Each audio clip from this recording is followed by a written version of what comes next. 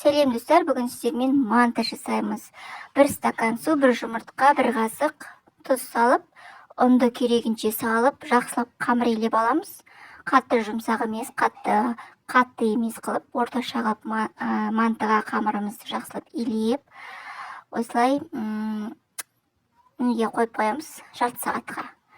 Енді начинка менде картоп, пияз, говяжий фарш. Қалаған начинканы ала берсеңіздер болады. Үйде не бар, соны өздеріңіз не істей бересіздер ғой.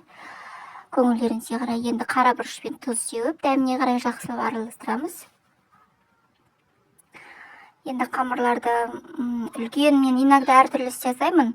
Иногда осылай жасаймын, майда бөліктерге бөліп, каждыйын жайып түйемін. Ал иногда үлкен бір зуаланы үлкен етіп жаямын да, соның бәрін кесіп, простой қылып түйе саламын. Осылай түйуді, екі түрлі түйуді көрсеттім. Білмейтін жандар болса үйреніп алыңыздар. Манта енді, мынау не үшін мантаның рецептін салды, бәрі біледі ғой деп жатқан шығарсыздар. Просто салғым келіп кетті, сала салдым. Менің YouTube каналыма тіркеліңіздер, лайк, комментарий қалдырыңыздар. Рецепттер ұнап жатса жазыңыздар, сұрақтарыңыз болса жазыңыздар, жауап беремін. Мені мантаваркаға су құйып, басын қосып, қайнаған кезде анау листтарымызды майлап, манталарымызды салып, 50 минут, 1 сағатқа қоямыз, пісіріп аламыз. Жақсылап, үстіп қалаған соустарыңызбен үстіне бересіздер. Негізі мен манта тыквамен жақсы көрем.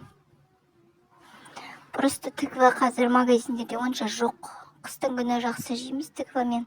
Қазір картоп қосам, картоппен жегіміз келмесе, только фаршпен, пиязбен жасаймын. Осылай түйіп жасап көріңіздер, осылай түйгенде просто іші сочный болып тұрады, суы ішінен ағып, бөлген кезде күшті болып тұрады.